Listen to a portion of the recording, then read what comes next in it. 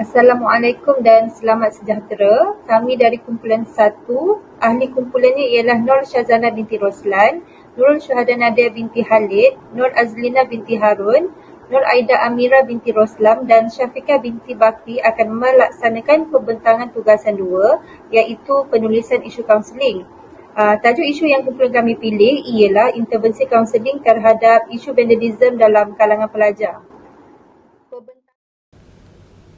Berita seterusnya, pelajar yang terlibat dalam kegiatan vandalisme di sebuah sekolah menengah dalam daerah seberang Perai Selatan, Pulau Pinang akan dilibatkan dalam khidmat komuniti. Jabatan Pendidikan Negeri JPN Pulau Pinang berkata tindakan itu diambil sebagai intervensi sahsiah dan adab bagi memastikan perkara sama tidak berulang. Menurut JPN Pulau Pinang, pihaknya akan memastikan perkara itu diberi perhatian serius oleh pentadbir sekolah tersebut selain kesal atas insiden yang berlaku. Sebelum ini, Menteri Pendidikan Fadlina Siddiq memberitahu siasatan lanjut dilakukan pihak sekolah termasuk memanggil ibu bapa kepada pelajar berkenaan. Semalam, tular 2 rakaman video menunjukkan sekumpulan pelajar lelaki merosakkan harta benda di sebuah sekolah. Orang awam yang memuat naik video tersebut mendakwa mereka yang terlibat itu merupakan pelajar tahun akhir di sebuah sekolah di Pulau Pinang. Sehubungan itu, JPN Pulau Pinang meminta portal-portal yang menyiarkan video itu tanpa menutup muka murid untuk memadam video tersebut kerana ia bercanggah dengan Seksyen 15 Akta Kanak-Kanak 2001. Pembentangan ini akan meliputi bahagian pengenalan faktor-faktor vandalisme di sekolah, kajian-kajian lepas, perbincangan, implikasi, cadangan dan kesimpulan. Pertama kita akan masuk kepada bahagian pengenalan. Perbuatan atau tingkah laku vandalisme sering dikaitkan dengan pelajar sekolah. Tak kiralah pelajar di sekolah rendah maupun sekolah menengah. Dewan Bahasa dan Pustaka mentaklifkan vandalisme sebagai perbuatan membinasakan atau merosakkan harta benda awam maupun persendirian. Ia merupakan satu bentuk jenayah di sisi moral. Perbuatan yang dianggap sebagai vandalisme adalah seperti menconteng, mengotori atau merosakkan. Vandalisme juga dikenali sebagai gejala laku musnah iaitu tabiat seseorang merosakkan harta benda. Biasanya penyebab utama bagi berlakunya kejadian vandalisme adalah berkait rapat dengan aspek emosi. Vandalisme dianggap sebagai satu cara untuk melepaskan geram ataupun cara untuk menghilangkan kebosanan semata-mata. Pada kebiasaannya, apabila murid yang melakukan vandalisme ini di soal siasat, mereka memberi alasan hanya mengikut kawan-kawan, hanya suka-suka dan tak menyangka akan berlaku kesan yang buruk kepada orang lain. Mereka menganggap ringan perbuatan vandalisme ini tanpa memikirkan orang awam dan terutamanya kerajaan terpaksa menanggung kerugian yang besar akibat daripada perbuatan tersebut. Di samping itu juga, jika perbuatan vandalisme di kalangan pelajar sekolah tidak dibendung, maka ia akan membawa kesan yang amat buruk, bukan sahaja kepada keluarga dan sekolah, malah imej negara juga akan terjejas akibat perbuatan salah laku ini. Kerosakan yang lebih besar boleh berlaku jika vandalisme ini tidak dibendung dari awal lagi. Seterusnya, seperti yang dapat dilihat, paparan skrin menunjukkan keratan akhbar tentang kes vandalisme membabitkan pelajar yang mana video perlakuan tersebut telah tular di media sosial pada bulan Februari lalu. Kejadian ini berlaku dalam sebuah sekolah dekat Pulau Pinang. Video itu memaparkan pelakuan sekumpulan murid merosakkan harta benda sekolah pada hari akhir sesi persekolahan 2022. Kes ini juga telah mendapat perhatian Menteri Pendidikan serta Jabatan Pendidikan Negeri Pulau Pinang dah mengeluarkan kenyataan media pada 18 Februari 2023 meluahkan rasa kesal akan kejadian yang berlaku dan akan memastikan isu vandalisme ini diberi perhatian yang serius oleh pihak sekolah. Tambahnya, langkah didikan akhlak serta pencegahan segera akan diambil dan murid tersebut akan dilibatkan dalam khidmat komuniti sebagai intervensi sahsiah dan adab bagi memastikan perkara yang sama tidak berulang lagi. Selain daripada itu, intervensi kaunseling juga dapat membantu membentuk akhlak dan membimbing murid melakukan perbuatan yang baik dan mencegah perbuatan buruk. Okey, sekian sahaja dari saya untuk bahagian pengenalan. Seterusnya, sahabat saya akan membentangkan faktor-faktor vandalism di sekolah. Baiklah, seterusnya saya Syafiqah binti Bakri akan menerangkan tentang faktor-faktor vandalisme di sekolah. Gejala vandalisme merupakan duri dalam daging bagi pembangunan sesebuah negara. Kebanyakan kes vandalisme adalah dilakukan oleh golongan remaja yang merupakan aset negara yang berharga. Oleh itu, kita harus mengenal pasti faktor-faktor yang menjadi penggalak gejala ini daripada berleluasa, kerana tingkah laku merosakkan harta benda awam dikategorikan sebagai salah laku yang serius. Masalah gejala vandalisme dalam kalangan pelajar sekolah perlu diambil serius kerana ia memberi impak ataupun kesan yang besar kepada pembangunan sesebuah negara. Masalah vandalisme yang melanda remaja pada masa kini adalah dipengaruhi oleh beberapa faktor. Antara faktor-faktor tersebut ialah yang pertama ialah pengaruh rakan sebaya. Pengaruh rakan sebaya ialah faktor yang paling utama dalam menggalakkan gejala ini dari terus menular. Hal ini disebabkan oleh golongan remaja biasanya lebih mudah terikut dan senang terpengaruh dengan rakan mereka. Rakan sebaya merupakan individu yang paling rapat selepas ibu bapa. Jika mereka tidak mengikut rakan sebaya, mereka akan berasa terpinggir kerana sinonimnya di usia remaja, pengaruh rakan amat penting bagi mereka. Pengaruh rakan sebaya akan mencorakkan sikap, nilai dan tingkah laku remaja, lebih-lebih lagi remaja yang tercicir. Golongan ini sentiasa melakukan aktiviti secara bersama-sama kerana mereka lebih suka berbincang dan membuat keputusan bersama-sama jika dibandingkan berbincang dengan ahli keluarga, guru maupun masyarakat. Lazimnya mereka akan patuh dan mengikut apa saja kata-kata daripada rakan-rakan kerana sifat kepercayaan yang tinggi terhadap rakan, serta mereka juga akan merasa gembira ketika berkumpul dengan rakan sebaya. Pengaruh rakan sebaya yang dominan ke atas pelajar akan meningkatkan lagi gejala vandalisme di sekolah sekiranya kumpulan itu cenderung ke arah melakukan perbuatan vandalisme. Hal ini kerana pelajar-pelajar banyak menghabiskan masa sesama mereka. Pelajar sekolah lebih mudah meniru dan terpengaruh dengan rakan sebaya yang sentiasa berada dengannya. Kebiasaannya, golongan pelajar yang melakukan vandalisme merupakan pelajar dalam kumpulan. Mereka juga tidak mempunyai sebarang niat dan juga tujuan. Tetapi apabila berkumpul, selalunya timbullah pelbagai idea, termasuklah menconteng harta benda yang berada di dalam sekolah mahupun merosakkannya. Menjadi satu kepuasan dan merasa bangga apabila dapat membuat sesuatu kesalahan secara berkumpulan. Mereka merasakan diri mereka bebas untuk meneruskan gejala negatif ini tanpa menghiraukan rasa tanggungjawab terhadap harta benda sekolah.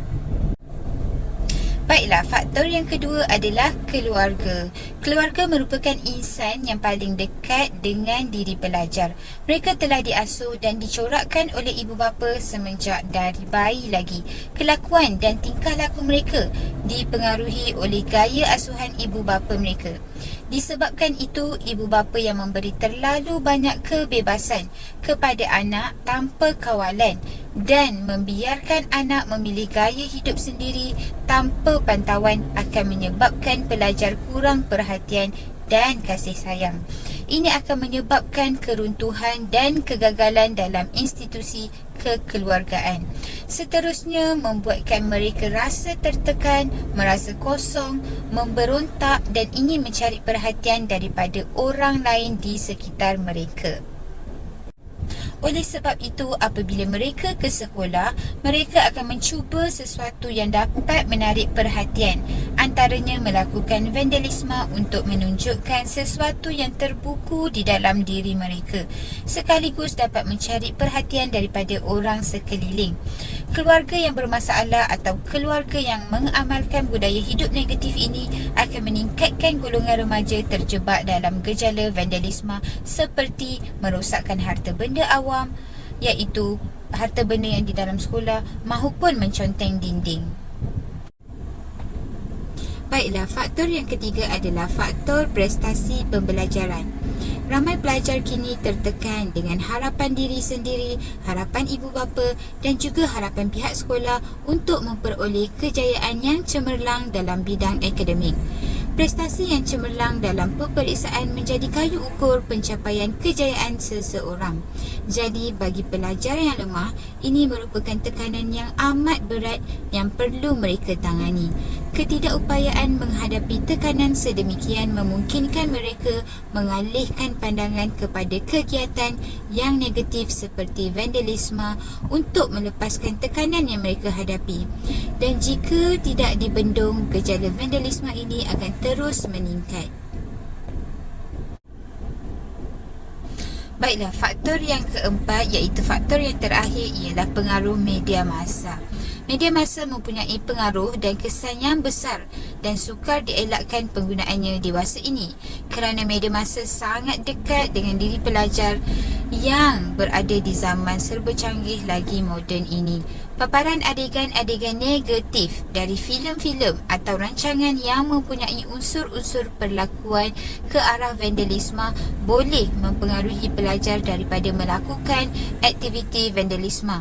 Apatah lagi di usia remaja yang mudah dipengaruhi dan mereka sentiasa teruja melakukan aksi-aksi yang sebegitu yang dianggap hebat. Mereka merasa bangga apabila berjaya melakukan kesalahan seperti merosakkan harta benda sekolah dan menconteng dinding sekolah. Pelajar sekolah mudah meniru dan mengikut hal yang dilihat di sekeliling mereka, termasuklah di media massa.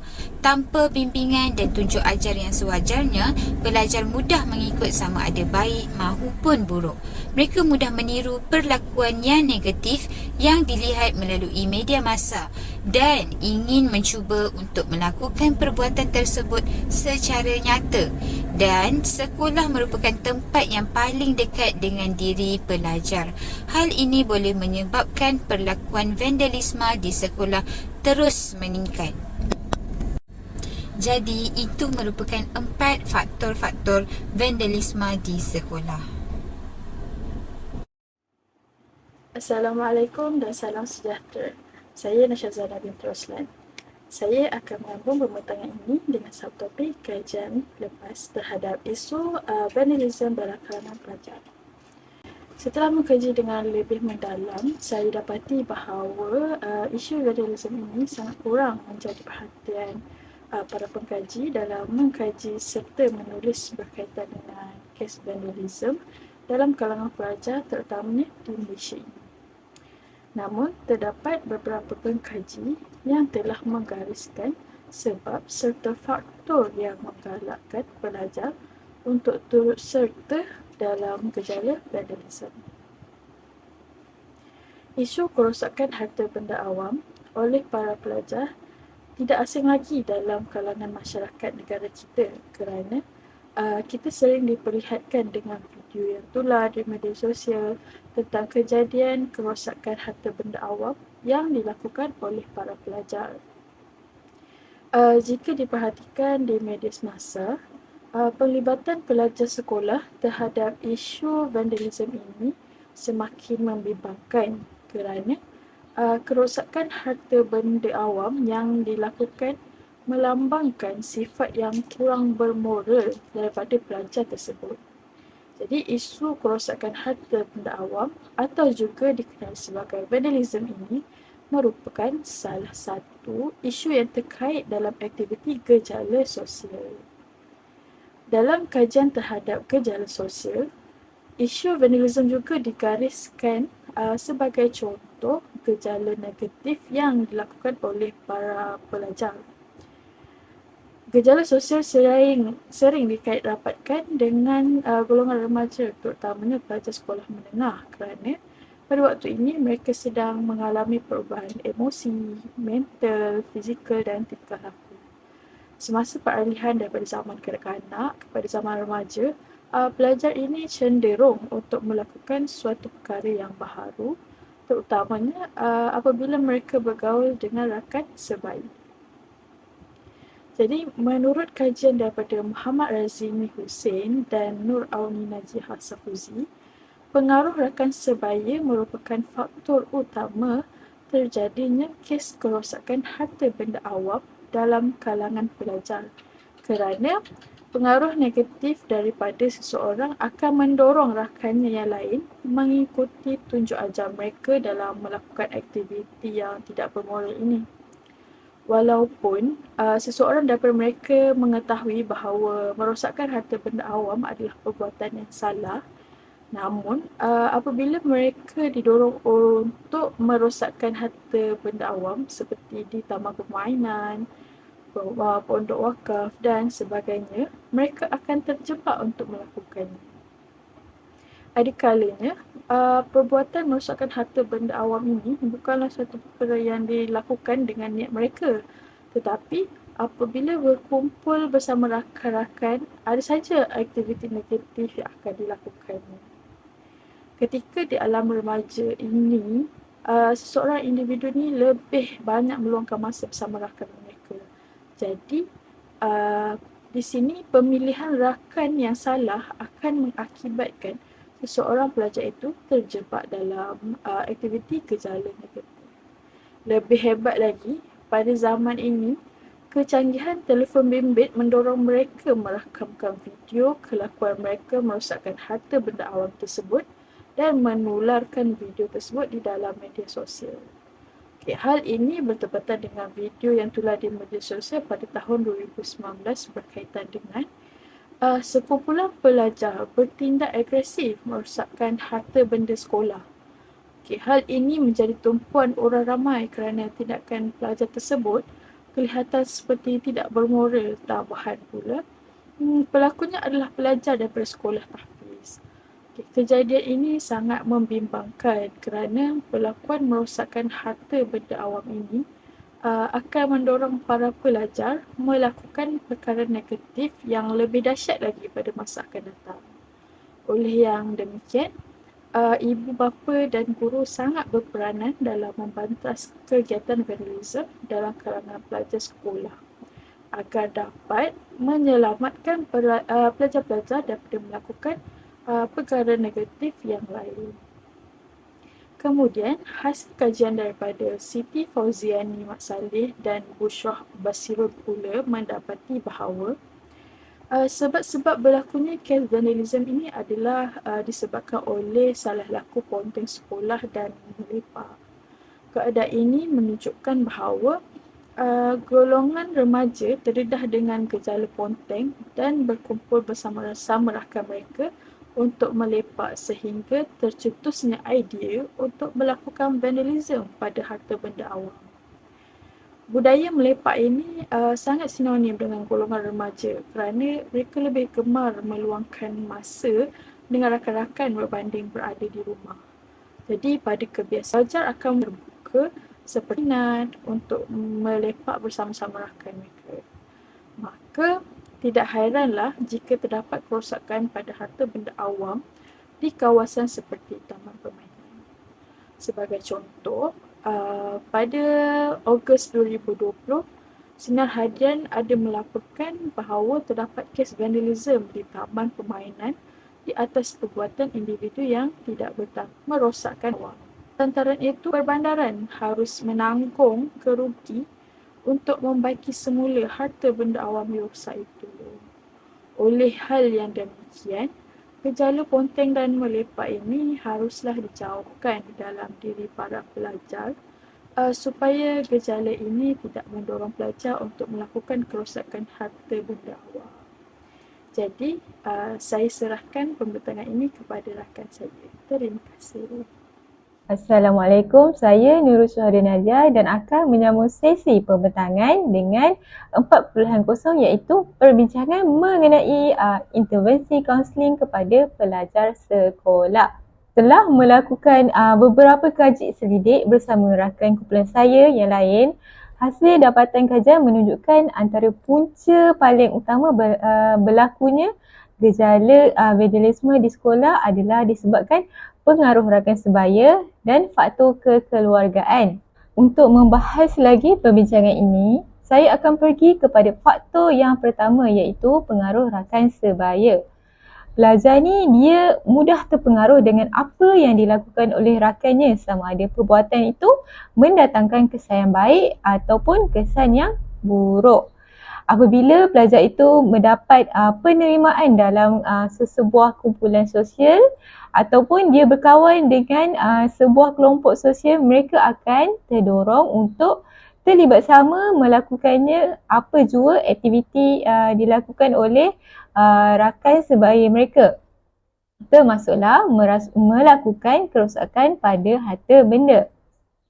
Ini disebabkan keinginan mereka untuk berusaha menyesuaikan diri dan diterima oleh rakan sebaya mereka.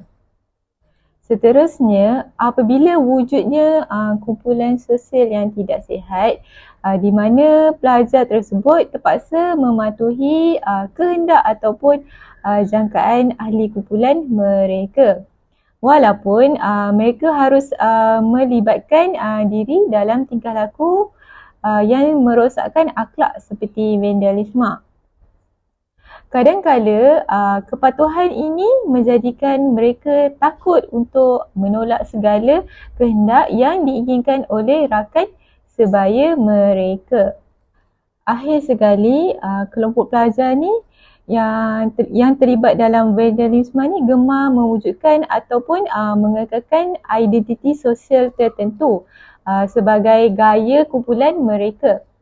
Jadi, dengan bersekutu bersama ahli kumpulan mereka, tingkah laku yang tidak bermoral ataupun tidak baik akan memberikan mereka rasa hebat ataupun kekitaan, pasukan maupun gelaran di kalangan rakan sebaya mereka. Oleh itu,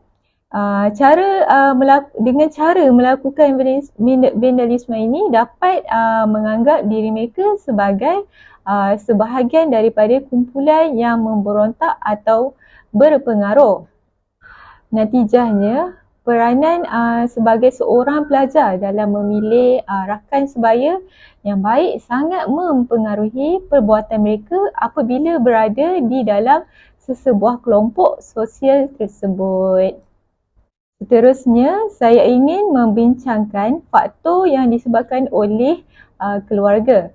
Dinamik keluarga juga antara faktor terbesar yang menyumbang kepada tingkah laku pelajar kepada gejala vandalisme di sekolah. Tingkah laku ibu bapa adalah cerminan akhlak seseorang anak. Ibu bapa yang tidak mewujudkan sikap ataupun perbuatan yang elok kepada anak-anak, padahnya akan dapat dilihat apabila anak mula melakukan tingkah laku yang tidak sepatutnya. Sebagai contoh, si ayah melepaskan marah dengan menyepak tong sampah berdekatan. Jadi, perbuatan itu menjadi refleksi kepada anak mereka apabila dia melakukan perbuatan yang sama di sekolah dan beranggapan perbuatan itu adalah normal. Seterusnya, faktor kekeluargaan juga melibatkan apabila kurang pemantauan ataupun perhatian kepada anak-anak juga mampu mempengaruhi ciri-ciri berlakunya pelajar melakukan vandalisme di sekolah. Ini dapat dilihat apabila ibu bapa kurang mengambil pengetahuan tentang aktiviti yang dilakukan oleh pelajar, menjadikan mereka mempunyai lebih banyak peluang ataupun masa untuk mengambil bahagian dalam tingkah laku yang tidak bermoral. Tanpa bimbingan dan pemantauan yang betul, pelajar mungkin merasakan kebebasan untuk bertindak mengikut gerak hati mereka, termasuklah melakukan kerosakan yang sedia ada. Akhir sekali, konflik keluarga apabila berlakunya ketidakstabilan atau tekanan yang tinggi kepada mental pelajar boleh menyumbang kepada pelajar tersebut terlibat dalam vandalisme. Apabila pelajar mengalami masalah atau situasi tertekan yang berterusan di rumah, mereka bercenderung melepaskan emosi dan kekecewaan mereka melalui tingkah laku merosakkan harta benda sekolah. Sebagai contoh, menconteng kawasan di dinding sekolah ataupun merosakkan meja maupun kerusi yang telah disediakan oleh pihak sekolah.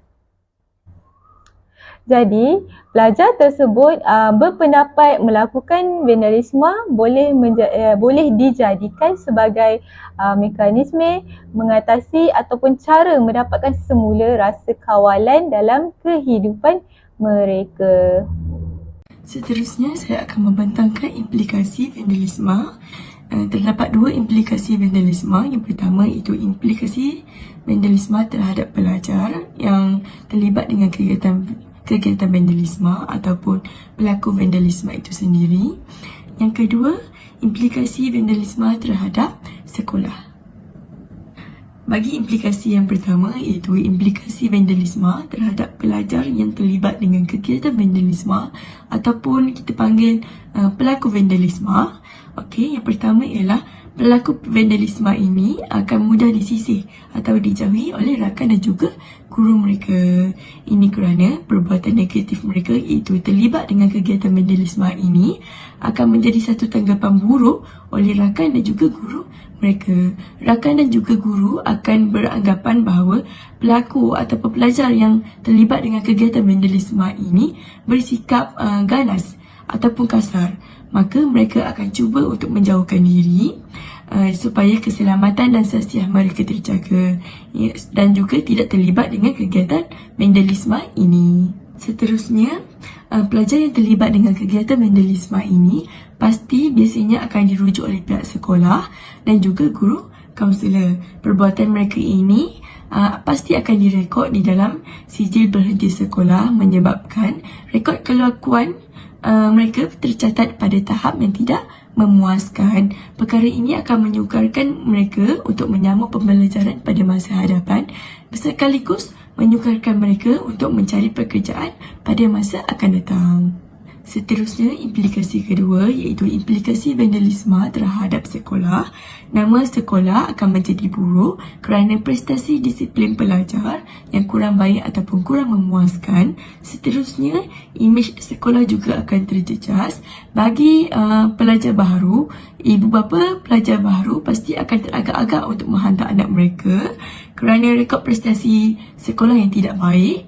Dan mereka akan bimbang sekiranya anak mereka terlibat dengan gejala vandalisme ini. Seterusnya, seperti mana yang kita tahu, kegiatan vandalisme ini merosakkan harta benda awam. Jika berlaku di sekolah, maka pelajar yang terlibat dengan kegiatan vandalisme ini pasti merosakkan harta benda sekolah seperti menconteng dinding, merosakkan kerusi dan juga meja, memecahkan tingkap kelas. Oleh itu, pihak sekolah perlu mengeluarkan sejumlah wang untuk membaik pulih atau menggantikan harta-harta sekolah. Selain itu juga, peruntukan dana ataupun kewangan kepada pihak akademik pada urusan akademik juga akan terjejas oleh kerana peralihan dana tersebut untuk membaiki infrastruktur sekolah. Seterusnya, saya akan membincangkan beberapa cadangan untuk intervensi kaunseling terhadap isu vandalisme dalam kalangan pelajar yang boleh dilaksanakan dengan beberapa kaedah. Pertama adalah dengan pendidikan dan kesedaran. Sebagai seorang kaunselor, sangat penting untuk mendidik dan memberi kesedaran kepada pelajar, terutama sekali kesan vandalisme yang memberi impak yang negatif kepada individu dan masyarakat secara keseluruhan. Oleh itu, antara cadangan aktiviti yang boleh diadakan di sekolah seperti mengadakan kempen anti-vandalisme ataupun perhimpunan mahupun perbincangan di bilik darjah untuk membincangkan akibat dan kesan buruk perbuatan vandalisme di dalam komuniti di sekolah. Guru kaunseling juga boleh menekankan kepentingan hormat dan tanggungjawab sebagai pelajar terhadap harta benda sekolah. Baiklah, cadangan yang kedua adalah dengan membina hubungan yang positif bersama pelajar. Hubungan guru-pelajar ialah hubungan antara pelajar dan guru terselah dengan tahap kemesraan yang tinggi, komunikasi terbuka dan sokongan sosial yang ditawarkan oleh guru kepada murid. Saya percaya sebagai guru kaunselor, mereka telah diberikan latihan khusus dalam teknik dan teori kaunseling yang membolehkan mereka menyokong kesejahteraan sosial, emosi dan tingkah laku pelajar. Sebagai contoh, antara perbuatan yang menggalakkan hubungan positif kaunselor dan pelajar adalah dengan bersifat empati dan memahami pelajar. Selain itu, mendengar secara aktif kepada pelajar dan juga memberikan sokongan kepada mereka. Seterusnya adalah cadangan yang ketiga adalah dengan melibatkan penglibatan ibu bapa dan komuniti maupun masyarakat. Kaunselor boleh mengambil inisiatif untuk bekerjasama bersama ibu bapa dan komuniti untuk menyampaikan dan menyebarkan isu vandalisme ini. Sebagai contoh, mereka boleh menganjurkan program selepas sekolah yang berasaskan komuniti untuk menyediakan pelajar dengan aktiviti yang bermanfaat dan menunjukkan contoh teladan yang baik.